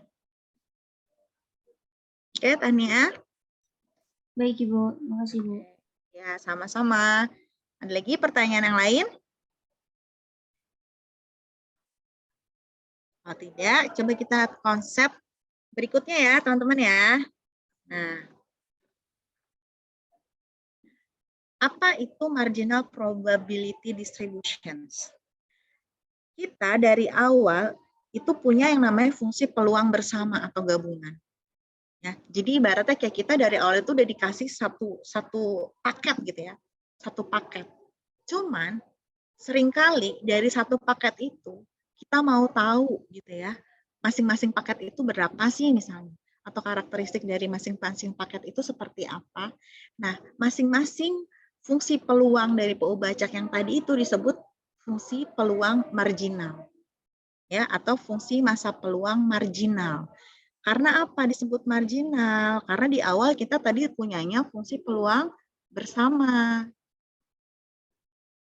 Nah, ketika ingin tahu masing-masing nilai peluangnya, ya, maka ini disebut masing-masing ya, PX1 dan PX2 ini disebut sebagai fungsi peluang marginal atau fungsi masa peluang marginal. Oke, jadi beda halnya kalau yang kemarin kita pelajari masing-masing dulu ya, atau pelajari fungsi peluangnya dulu. Gitu, baru dapat F besar X dan seterusnya. Jadi kita ketika dari fungsi peluang bersama lalu kita cari masing-masing, namanya bukan fungsi peluang atau fungsi masa peluang seperti yang awal ini, tapi kita tambahkan marginal di ujungnya karena dia diperoleh dari fungsi peluang gabungan. Ya, jadi PX1 di sini bukan fungsi peluang atau fungsi masa peluang saja, tidak. Dia disebut fungsi peluang atau fungsi masa peluang marginal. Ya, bedakan ya dengan yang PX di awal. Kalau PX di awal di sini dia memang awalnya sudah sendiri gitu ya, makanya disebut fungsi peluang atau fungsi masa peluang saja. Kalau ada indeksnya di sini, oh berarti dia sebetulnya ada fungsi peluang bersamanya gitu, sehingga ketika dia sendiri dia disebutnya adalah marginal. Itu konsep dari fungsi distribusi peluang marginal atau fungsi peluang marginal. Nah, bagaimana definisinya? Ini saya baru copy dari referensi buku Mann dan Hall ya, belum saya ketik ulang. Jadi misalnya Y1 dan Y2 itu merupakan peubah acak diskrit gabungan atau peubah acak diskrit bersama dengan ya fungsi peluang bersamanya adalah P, Y1 dan Y2. Oke, maka fungsi peluang marginal dari Y1 dan Y2 masing-masing itu disebutnya atau ditulisnya seperti ini. Ketika kita ingin mencari peluang marginal bagi Y1, kita menjumlahkan nilai peluang bersamanya untuk batas Y2. Jadi ketika kita ingin mencari peluang marginal Y1, batasnya adalah batas nilai Y2. Ketika kita ingin mencari fungsi peluang dari Y2, batasnya itu adalah batas si Y1 kebalikannya. Ya, dari fungsi peluang gabungan bersama. Ini terlihat sebetulnya di tabel yang awal, teman-teman. Coba kita lihat lagi. Nah, ya. Untuk PY1 ya. PY1 kita kan menjumlahkan peluang X1 Y1, peluang dari X2 Y1 dan seterusnya. Yang bergerak siapa? X-nya atau Y-nya di sini? X-nya, Bu. X-nya. Yang bergerak X-nya atau Y-nya? X-nya, Bu. X-nya. Ketika kita ingin mencari peluang Y1, Y1-nya tetap di sini. X yang bergerak, X1, X2, X3, dan seterusnya. Ya, dari fungsi peluang gabungan bersama ini. Ya, jadi kita jumlahkan masing-masing di sini nanti nilai peluangnya itu dapat PY1 atau fungsi peluang marginal bagi Y1. Fungsi peluang marginal bagi X1, lihat yang bergeraknya Y-nya. Makanya tadi batas di sigmanya itu adalah batas untuk nilai Y-nya, bukan nilai X-nya. Ya, mudah kan? Mudah, ya. Insya Allah mudah. Ya, jadi bagaimana rumus tadi bisa kita peroleh? Karena ini bentuk sederhananya. Ya, ketika ingin mencari fungsi marginal masing-masing nih, ya lihat PY1, oke, berarti untuk seluruh Y1 dengan X-nya yang berbeda. Seperti itu ya. Saya coba cari contohnya.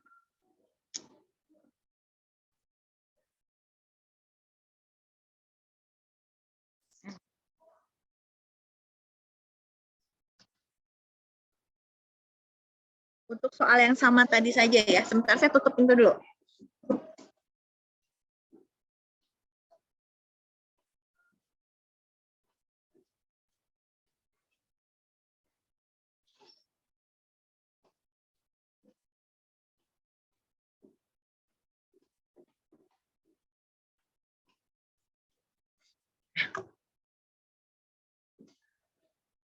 Tambahkan slide dulu untuk coret-coret.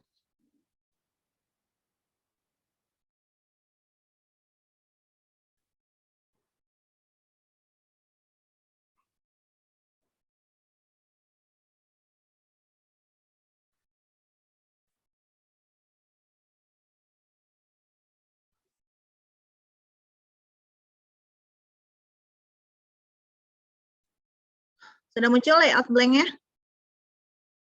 Sudah, Bu. Oke. Misalnya kita pakai fungsi peluang gabungan yang tadi di awal ya. 1/72 dari X plus 2Y.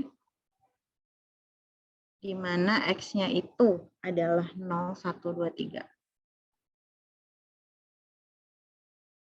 Ini sama untuk X dan Y ya.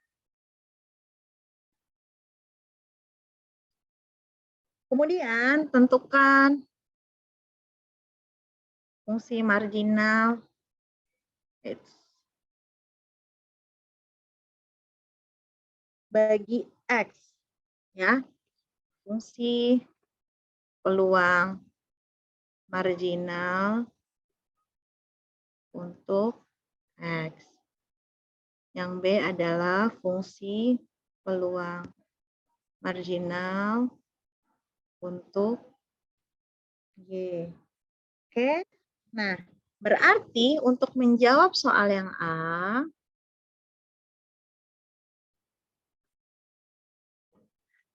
yaitu PX, yaitu adalah sigma dari fungsi peluang bersamanya, yaitu X, Y. Batasnya batas siapa? Y. Batas Y ya, untuk seluruh Y.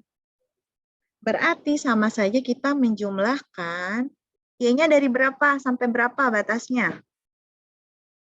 0 sampai 3.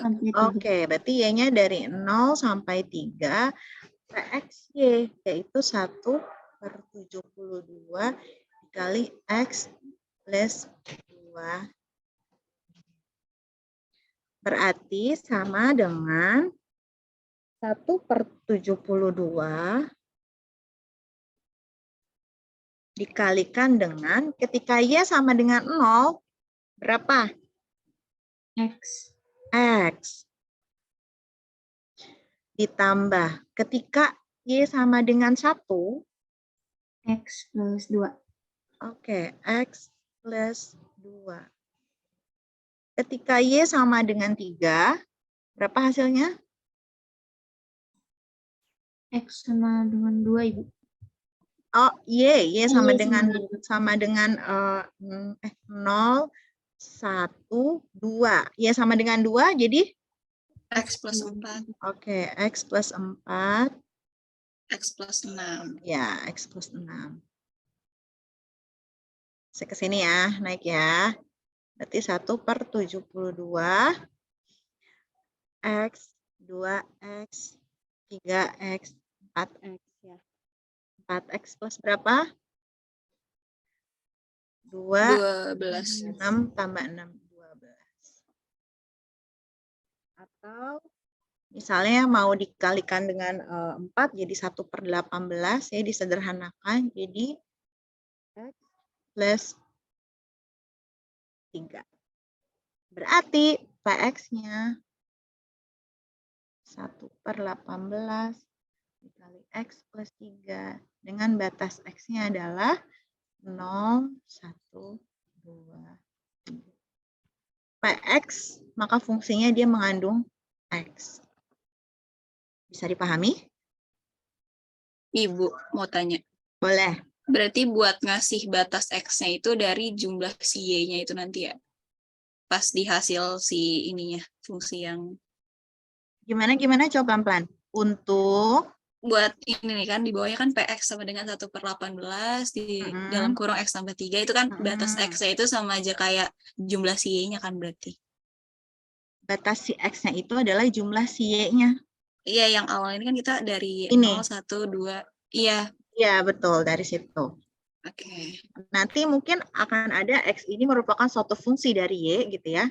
Entah nanti di sini ada konstanta atau bagaimana, nah itu harus disesuaikan. Tinggal disubstitusikan saja atau disesuaikan nanti. Tapi ini masih relatif sederhana ya. Nanti coba saya cari soalnya ya. Bisa jadi X itu batasnya adalah fungsi dari suatu Y misalnya. Ya, tapi ini nanti batas X-nya ini disesuaikan dengan batas yang ini saja. Gitu. Berarti untuk fungsi marginal Y-nya bisa ya? Apa? Bagaimana PY-nya? Sigma. Jadi fungsi peluang bersama untuk batas X. X. Ya. Berarti sama dengan X-nya dari berapa? 0 sampai 3. Mohon maaf ya teman-teman kalau ada suara-suara gaduh di sini. Plus. Udah mau selesai. Katanya saya disuruh pakai earphone. Udah mau selesai. Berarti gimana? 1/72. X-nya 0. 0 tambah 2Y.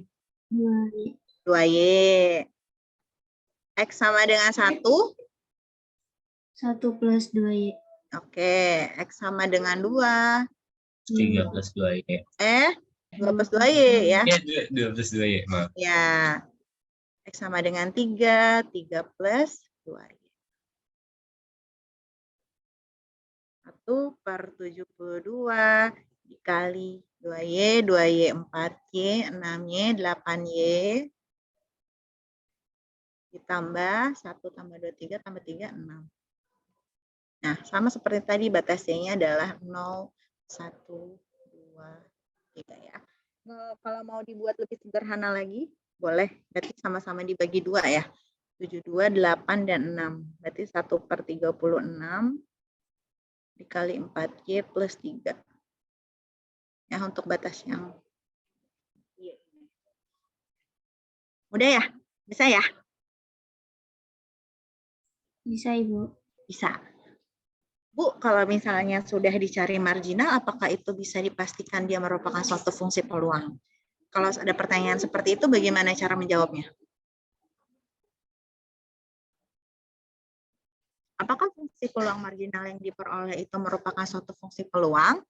Bagaimana cara menjawabnya?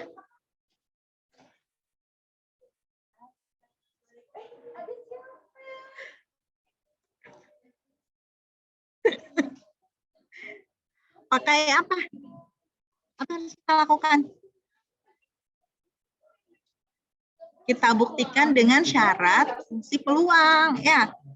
Jadi sebetulnya, astagfirullahaladzim, mohon maaf Bapak Ibu, mohon maaf nih, saya saja. Kasihan nih anak-anakku. Astagfirullahaladzim, mohon maaf teman.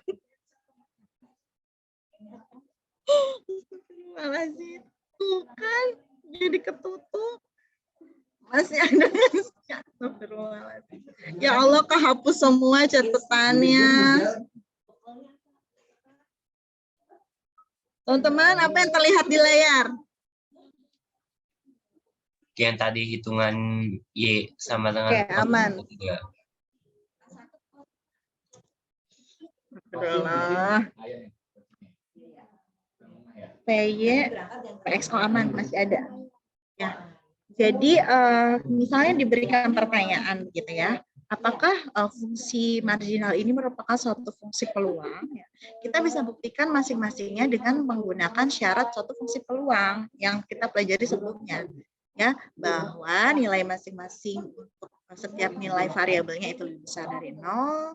Kemudian kalau dijumlahkan untuk setiap batasnya harus sama dengan berapa? 1.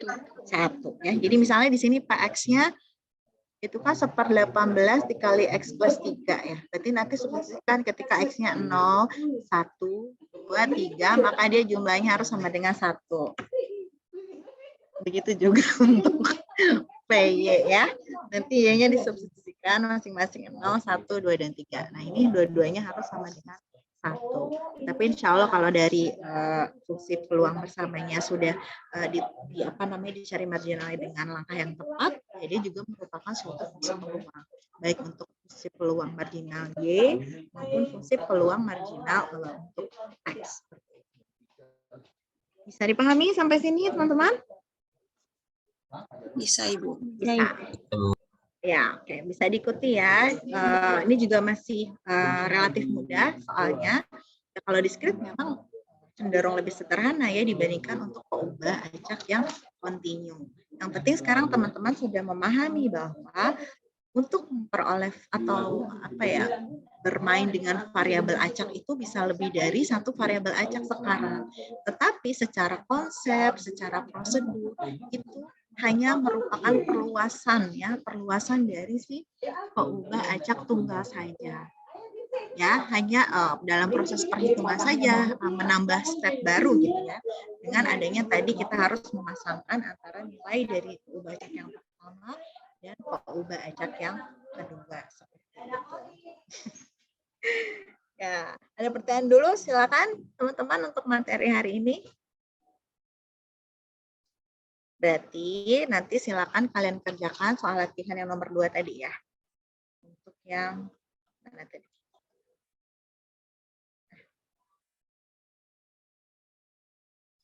Nah, yang ini. Ya, silakan dikerjakan lalu diposting di grup seperti biasa.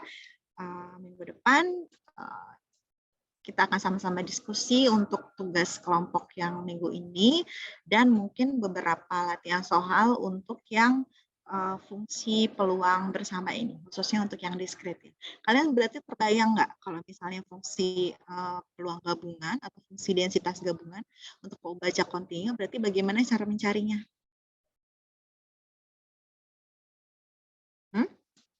Terbayang tidak? Misalnya untuk yang syaratnya ini, bagaimana cara mencarinya? Untuk yang nomor 2 ini. Pakai integral. Oke, integralnya bedanya dengan yang sebelumnya? Perbedaannya apa? Dengan yang pembaca tunggal. Betul, lipat berapa? Lipat berapa? Lipat 2. Ya, lipat 2 untuk nilai batas nilai X1 dan yang satunya adalah batas nilai X2. Nah, kalau integral cara pengerjaannya nanti berarti bisa ditukar, bisa batas X1 lebih dulu yang dihitung, lalu diintegralkan lagi untuk batas X2, atau begitupun sebaliknya. Ya, jadi coba dibuka lagi catatan kalkulus integralnya. Kalau misalnya ada 3 variabel acak, ya berarti lipat 3 nih teman-teman. Kalau ada N berarti lipat N ya. Dan kalian mengintegralkannya. Itu sudah masuk ranah multivariat ya. Makanya di sini kita fokusnya hanya pengubah acak yang berdimensi 2. Yang kontinu juga seperti itu. Ya. Oke. Kalau tidak ada pertanyaan, berarti kita bisa cukupkan pertemuan hari ini ya. Insya Allah minggu depan kita bertemu secara luring. Untuk tugas yang saya berikan, apakah ada pertanyaan untuk yang tugas kelompok? Paham ya? Tunjuknya ya, apa yang harus dikerjakan, paham kan? Paham. Paham ya teman-teman yang lain? Jangan sampai udah H-1 baru nanya nih. Oh ya Bu, Apa? mau mastiin dulu. Iya boleh. Kalau misalnya presentasinya disajikan dengan dalam kata lain kita kayak menyajikan soal nih. Nah, terus misalnya soal itu identifikasilah dia termasuk CDF, PDF atau apa dari fungsi dari distribusi apa misalnya Poisson. Nah, terus kita sajiin juga jawabannya dia termasuk CDF karena ini, bener nggak? Kayak gitu. Oke. Sebetulnya tugasnya tidak sampai ke sana Zidan ya. Jadi maksudnya gini, tujuan saya meminta teman-teman mengerjakan yang apa saya minta itu, kita ingin mempelajari bahwa satu, terdapat distribusi peluang yang sudah umum, yang nilai harapan ragamnya itu dan FPM-nya itu sudah diketahui loh. Jadi kalau misalnya nanti di lapangan kita menemukan data yang berdistribusi, salah satu dari distribusi yang akan teman-teman presentasikan, maka kita tidak perlu menurunkan lagi atau mencari nilainya lagi, karena sudah ada formulanya dari yang akan teman-teman sajikan. Terkait contoh soal, ya mungkin tidak perlu dibuat kompleks, karena besok ada 9 kelompok yang akan presentasi, sehingga kita bisa fokus pada satu. Misalnya distribusi binomial. Distribusi binomial itu bentuk fungsi peluangnya seperti apa sih? Ya, atau karakteristik dari distribusi peluang itu seperti apa sih? Dia merupakan distribusi peluang yang karakteristiknya gimana ya? Misalnya dari eksperimen itu ternyata outcome-nya hanya ada 2 nih, sukses atau gagal. Berarti kan dari karakteristik itu kita bisa dapatkan bentuk fungsi peluangnya. Nah, baru dari fungsi peluang ini kita berbicara misalnya fungsi distribusi kumulatif. Ya, nah bagaimana bentuk fungsi distribusi kumulatif untuk distribusi peluang binomial? Oh ternyata rumusnya adalah seperti ini. Kalau mau memberikan contoh soal boleh, misalnya contoh soal dari berapa ya peluang gitu ya, peluang dari suatu kejadian X yang berdistribusi binomial. Cukup di situ. Ya, baru dari fungsi peluang tadi kita beralih ke fungsi pembangkit momen ya. Fungsi pembangkit momen ke ekspektasi X dan varians X. Jadi di proses FPM sampai dengan varians X itu adalah fase teman-teman pembuktian. Pembuktian secara teoritisnya, artinya bagaimana sih integral itu atau turunan itu diterapkan di dalam distribusi itu. Gitu. Jadi jika tidak memberikan contoh pun sebetulnya tidak apa-apa, karena memang dari FPM ke varians itu adalah fasenya fase pembuktian gitu. Ya, untuk ditambahkan soal misalnya dari suatu distribusi binomial lalu ingin mencari nilai harapannya dengan berdasarkan nilai ekspektasi yang diperoleh dari FPM itu diperbolehkan. Gitu. Jadi seperti itu Zidan. Jadi sebetulnya kita itu atau saya lebih bertujuan untuk teman-teman bisa melihat sendiri bahwa dari FPM itu kita bisa memperoleh ekspektasi X dan varians X untuk distribusi peluang tertentu. Bisa dipahami kah Zidan? Atau teman-teman yang lain? Sudah paham Ibu untuk saya. Oke. Jadi sebetulnya justru saya memberikan tugas yang jawabannya bahkan sudah bisa diperoleh dari sumber website gitu atau e-book ya. Mungkin beberapa distribusi peluang ada yang harus lebih effort, tapi juga sebetulnya sudah banyak. Ya, paling misalnya ada teknik-teknik tertentu dari turunan begitu yang perlu teman-teman tulis gitu ya sampai akhirnya diperoleh FPM seperti yang ada di tabel buku BIN. Ada yang relatif mudah memperolehnya, tidak perlu teknik integralan khusus juga ada. Itu yang nanti kita coba kupas bersama-sama. Karena di Statma 1 memang lebih banyak kan penggunaan teknik integralannya atau turunan gitu ya dibandingkan dengan kasus realnya sehari-hari. Jadi kalau untuk contoh, saran saya contohnya cukup di misalnya contoh kasus distribusi peluang binomial, cara mencari peluangnya bagaimana. Ya, atau dari kasus tersebut dilanjutkan bagaimana mencari nilai ekspektasi dari kasus tersebut menggunakan rumus yang sudah diperoleh dari si FPM tadi. Gitu teman-teman ya, jadi relatif sederhana sebetulnya. Paling PR-nya, apa kalau fungsi distribusinya panjang, ngetik di Excel-nya lumayan panjang ya. Boleh tuh gantian, ada yang nulis fungsi peluangnya, ada yang nulis FPM-nya, ada yang nulis ekspektasi X-nya atau varians X-nya. Dan tidak perlu seluruhnya presentasi juga nggak apa-apa, cukup perwakilan saja. Ya. Dan tidak perlu dibuat PowerPoint. Jadi nanti yang dipresentasikan misalnya filenya dibuat PDF saja. Ya, tidak perlu dibuat PowerPoint. Aman sampai sini? Jauh ini aman, Ibu. Oke. Teman-teman yang lain aman ya, yang tidak ada suaranya?